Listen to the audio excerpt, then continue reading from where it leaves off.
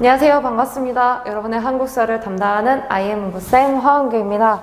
오늘은 고려 중기의 정치와 외교 상황에 대해서 살펴볼게요. 고려 중기로 갈수록 그 지배 세력이 호족에서 문불귀족으로 변신하게 되면서 보수적인 성향을 띠게 되고 고인물이 되니까 두 가지 사건이 일어납니다. 첫 번째는 이자겸의 난, 두 번째는 묘청의 서경천도 운동입니다. 또한 고려를 둘러싼 동북아시아의 정세가 복잡하게 전개가 되면서 고려는 쉽지 않은 길을 갈 수밖에 없게 되었는데요. 이 다원화된 상황에서 고려는 어떤 방향을 취했는지를 함께 살펴보고자 합니다. 필기가 굉장히 복잡한데 저의 설명 잘 따라오시고 복습 잘하세요. 시작합니다. 한국사는 IM 문구쌤. 10세기부터 12세기 고려를 둘러싼 동북아시아 정세는 굉장히 복잡했습니다. 일단 신라와 함께 백제와 고구려를 멸망시켰던 당나라가 멸망을 하고 그 다음에 한족 왕조인 송나라가 성립하게 됩니다. 그러나 북방 유목민족이었던 거란과 여진도 점점 세력을 강화시켜서 중국식으로 나라 이름을 요, 금 각각 이렇게 고치거든요. 그래서 고려는 이러한 힘든 상황에서 최종 목표는 고려의 안정과 실제적인 이득 이거였습니다. 그리고 자존심은 또 잃지 않도록 최선을 다해서 외교에 임했습니다. 고려는 외교에 있어서 송나라를 최우선으로 했습니다. 발달된 문물들을 받아들이고 경제적 문화적인 이득을 취하기 위해서 엄청 열심히 외교에 임했는데요. 그래서 사절도 교류하고 사치품도 수입을 하고 굉장히 활발했습니다. 다만 송나라가 거란을 대적하기 위해서 군사적으로 도움을 달라고 했을 때는 NO 하면서 단호한 태도를 취했었죠.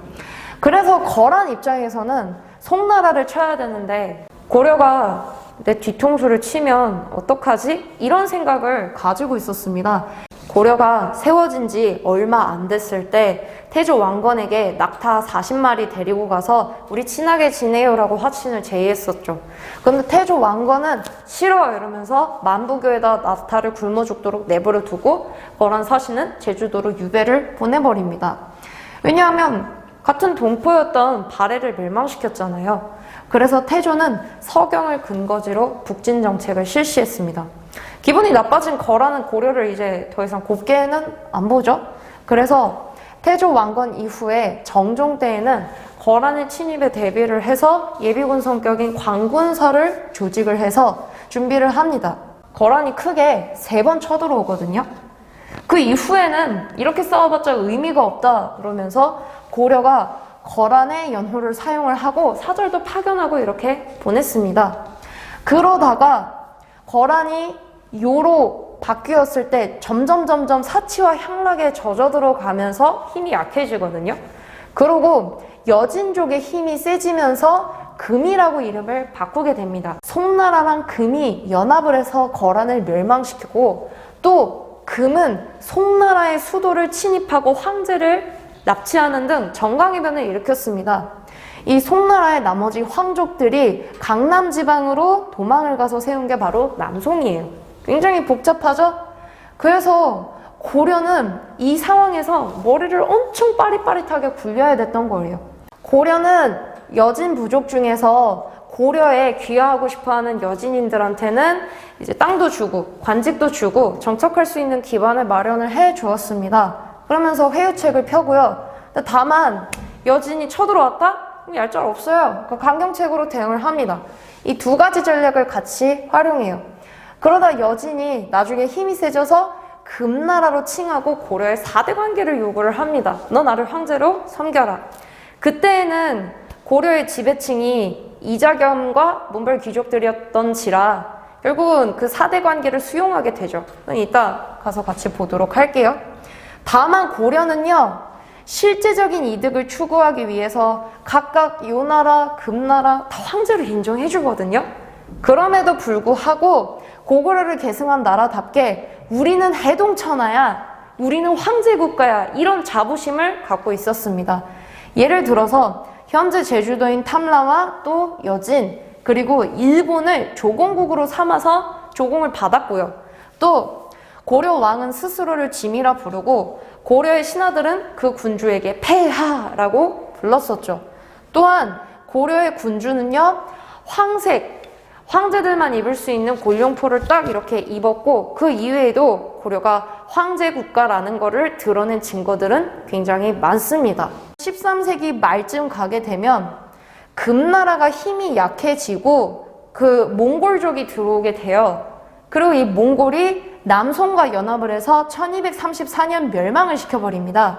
그 이후엔 고려랑 몽골에서 그 다음에 남송이 있었는데, 원나라가 남송을 멸망시키고 나서는 원나라가 또 고려를 지배를 하죠. 시간이 흘러 한족 왕조인 명나라가 새롭게 등장을 하고, 원은 북쪽 지방으로 쫓겨나면서 명나라와 고려의 기싸움이 시작되고요. 이후에는 이성계와 신진 사대부들이 새로운 나라 조선을 건국하게 되는 거죠. 고려를 세운 건 호족과 육두품들입니다.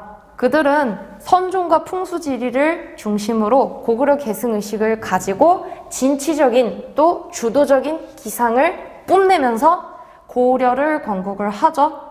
그래서 거란이 크게 3차례 쳐들어왔을 때 딱 대항을 했었던 겁니다. 일단 거란은 송나라를 쳐야 되는데 그 배후를 안정되게 만들기 위해서 일단 993년에 첫 번째로 고려를 침략합니다. 그래서 고려 조정이 난리가 났어요. 서경 이북 땅을 넘겨주고 화친을 하자라고 이제 이야기를 합니다. 그런데 이때 서희가 딱 등장해서 폐하, 제가 나가서 적장 소손령과 이야기해보고 단판 짓고 오겠습니다. 좀만 기다리십시오. 급할 거 없습니다. 하면서 거란의 장수였던 소손령을 찾아가요. 소손령이 이야기를 합니다. 너네 고려는 신라를 계승한 나라잖아.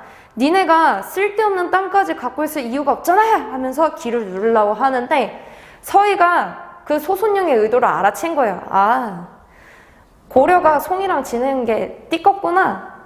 그럼 너네랑 친하게 지내길 원하는 거구나. 당당하게 이야기를 합니다. 고구려를 계승한 나라야. 그러니까 우리 이름이 고려지 빙구야. 근데 니네가 뭘 원하는지 알아. 다만 우리가 너네랑 친하게 지내려면은 우리 사회를 가로막고 있는 얘네 여진족을 부셔야 된다니까? 너 이거 어떻게 해결할 거야? 소손령이 원하는 게 뭐야? 라고 물어봤겠죠. 그래서 서희가 우리가 너네랑 교류를 하려면 맡고 있는 게 뭔지를 잘 봐봐. 그래서 오히려 서희가 강동 육주 지역을 얻어내고 송나라랑 관계를 끊는 대신에 거란과 관계를 맺겠다라는 약속을 하고 돌아옵니다.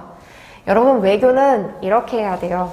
상대가 원하는 게 뭔지를 딱 간파를 하고 대놓고 이야기를 할 수도 있겠지만 상대의 입에서 내가 원하는 조건이 나오게 말을 잘 하고 지혜를 써야 돼요. 서희의 외교 단파는 외교사에 있어서 굉장히 모범적인 사례로 평가가 되고 있습니다. 그래서 소손령은 신이 나갖고 돌아갔어요. 야, 이제 드디어 고려가 올 거야. 안 와요. 계속 송나라랑만 놀고 자기네들은 거들떠도 안 가요. 답답한 거예요. 거란의 황제가 소손령을 엄청 찐빠를 줍니다. 너 장난하냐? 네가 뭔데 땅을 줘? 그리고 네가 대체 한 게 뭐야? 오히려 약속을 안 지키자! 이러면서 난리가 난 거죠. 그런데 고려 상황에서 강조의 변이 일어납니다. 제가 전에 외할아버지들의 부채바람 이야기 한 적 있잖아요. 자기 외손자들 그 왕위에 오르게 하겠다고 난리 쳤던 거 있죠? 대표적으로 왕규의 난 이런 거. 근데 고려 목종 때에 이 목종이 너무 비실비실한 거예요. 건강하지도 않고. 근데 이 목종의 엄마 천추태후랑 김치향이라고 하는 귀족이 바람이 났네? 천추태후랑 김치향이 이 목종을 제거를 하려고 음모를 꾸미고 있는 거예요. 그래서 그 강조의 아버지가 그 상황을 보다 못해갖고 자기 아들한테 편지를 보냅니다. 아들아, 이 고려 상황 개판인데 네가 좀 나서야 될 때 잘 나서서 알아서 잘 해라. 강조는 그 아버지의 가르침을 잘 기억을 하고 북방에서 경계를 딱 서고 있다가 목종이 죽었다는 소식이 들려요. 때가 왔구나. 그래서 군사를 일으켜서 수도로 향합니다. 근데 그 중간에 그 목종이 죽었다는 소식이 잘못되었다는 걸 알아요. 군 통수권자의 명령이 없이 군대를 움직인 건 반역입니다.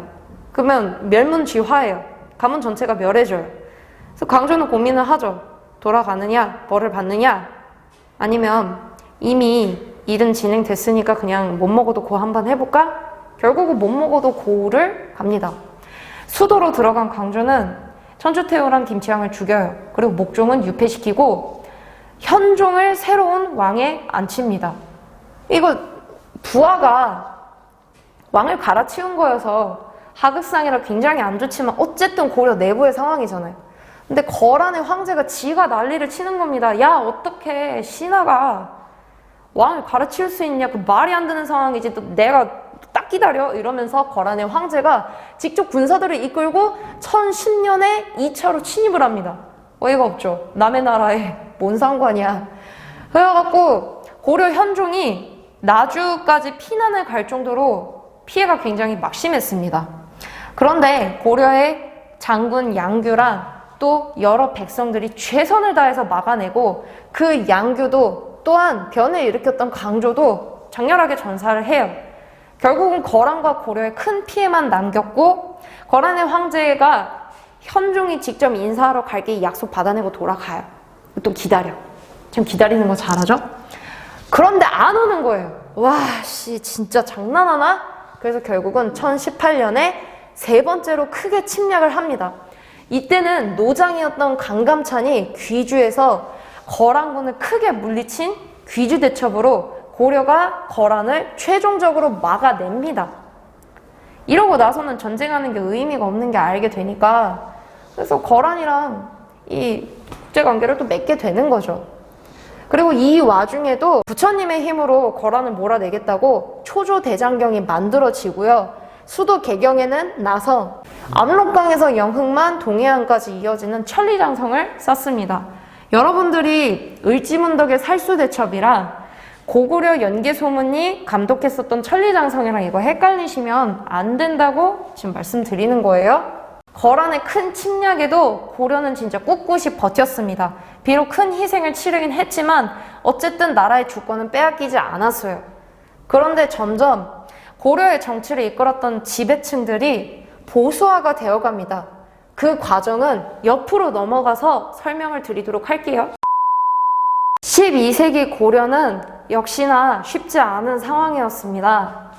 거란이 여진에 의해서 멸망을 하면서 여진이 금나라로 성장하고 고려한테 4대 관계를 요구하게 되고요. 또 고려 내에서도 지배층들이 점차 고인물, 썩은 물이 되어가면서 보수화가 진행이 됩니다. 자기가 가진 걸 절대 놓으려고를 안 해요. 한번 살펴볼게요.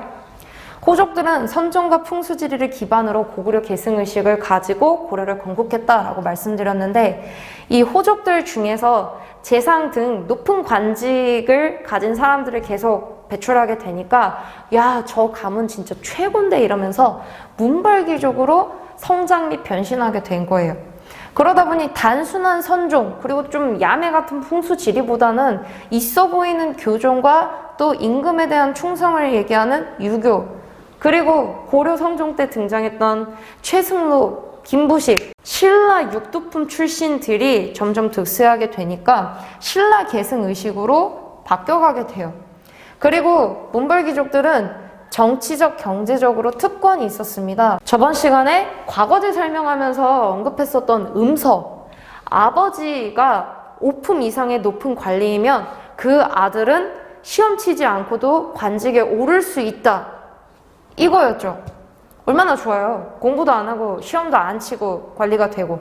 다만 그 음서로 관직에 들어갔어도 높은 관리가 되려면 과거 시험은 치르긴 했습니다만 어쨌든 이거는 차별로 판단될 수 있는 특권이었던 거죠. 다음에 두 번째, 제가 시정전식과를 설명하면서 관리들이 관직에 복무한 그 대가로 전식과라는 땅과 함께 녹봉을 받았다라고 말씀드렸었는데요. 이 귀족이기 때문에 받는 땅 공음전이 있었습니다. 여러분 이 말 들어보셨을 거예요. 인간의 욕심은 끝이 없고 똑같은 실수를 반복한다. 가진 자들이 더 가지게 되니까 다오 하면서 더 집착하게 되는 거예요.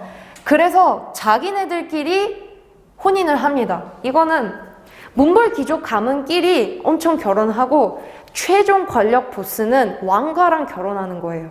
그래서 나중에는 근친혼이 유행하게 됩니다. 중국에서도 이 근친혼 좀 하지 말라고 막 압력을 넣는데도 고려에서 끝까지 고집한 게 이거예요. 왜냐? 권력을 갖는 데는 이만한 게 없거든.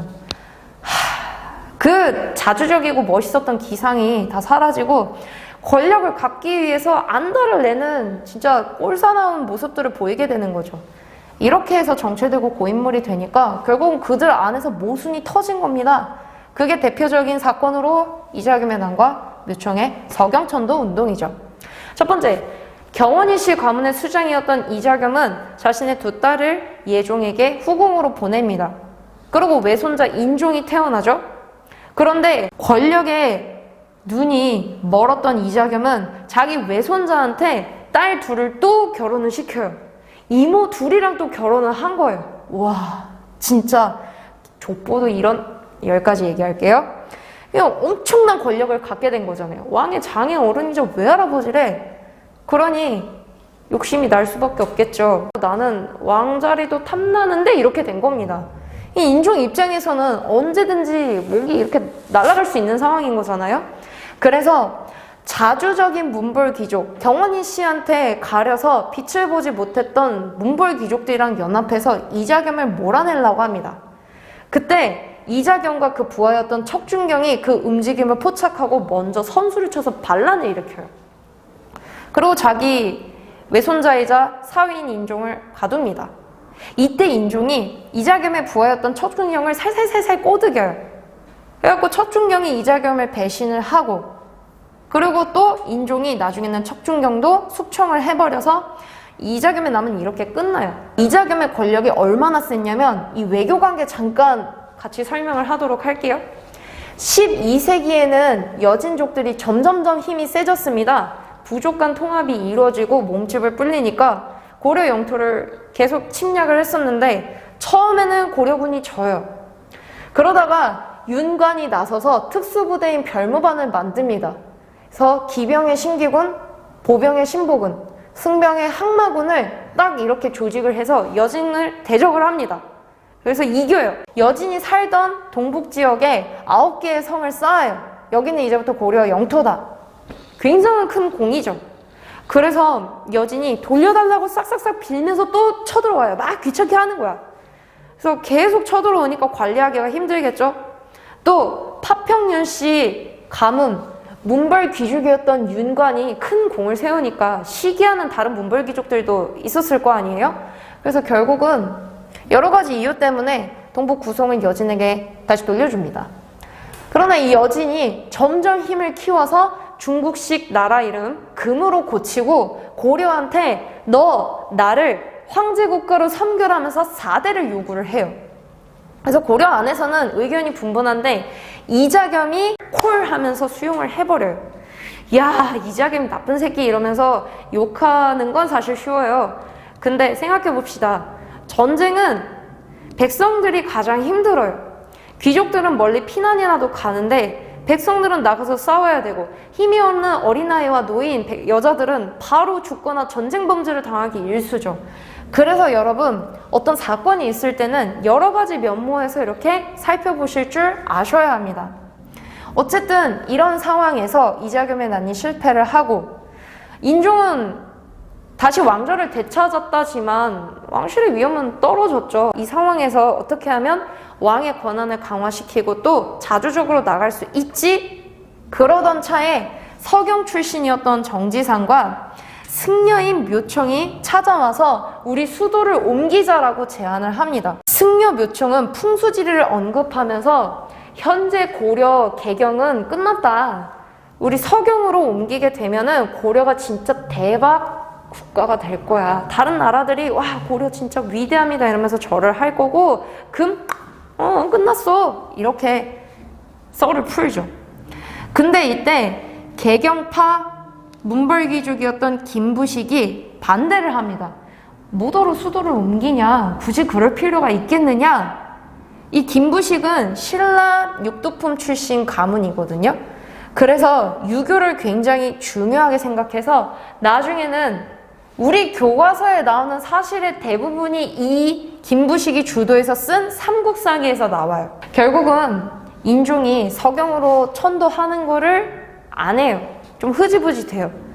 그래서 묘청과 정지상이 서경에 가서 자기가 나라를 대위라고 세우고 연호를 천계라 반포한 뒤에 반란을 일으킵니다. 1135년에 일어났었던 두 번째 사건입니다. 이때 우리가 주목해서 봐야 될 인물이 한 명 있는데 자주적인 발언을 했던 윤언이입니다.